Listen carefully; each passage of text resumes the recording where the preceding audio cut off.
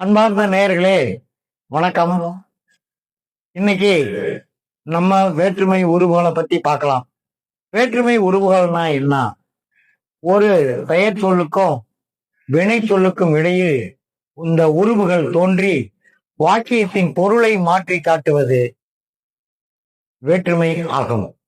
அதாவது வாக்கியத்தின் பொருளை வேறுபடுத்தி காட்டுவது வேற்றுமை எனப்படும். இந்த வேற்றுமை 8 வகைப்படும். 1 எழுவாய் வேற்றுமை, 2ஆம் வேற்றுமை, 3ஆம் வேற்றுமை, 4ஆம் வேற்றுமை, 5ஆம் வேற்றுமை, 6ஆம் வேற்றுமை, 7ஆம் வேற்றுமை, 8ஆம் வேற்றுமை, விழி வேற்றுமை.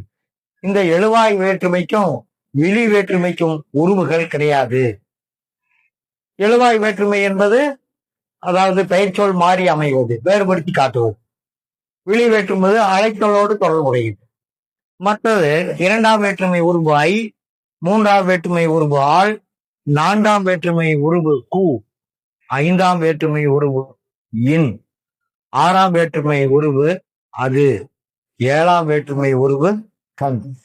ஆக இந்த வேற்றுமை உருவுகள் நம்ம சின்ன கிளாஸ்ல இருந்தே படிச்சிருப்போம். இதை நல்லா மனதில் ஐயா கூ இன்னது கண், ஐயா கூ இன்னது கண்ணுன்னு படிச்சு நல்லா மனதில் நிறுத்தி வச்சிருப்போம். அதனால இதை நல்லா தெரிஞ்சுக்கங்க. இதை தொடர்ச்சியா அடுத்தது பார்க்கலாம்.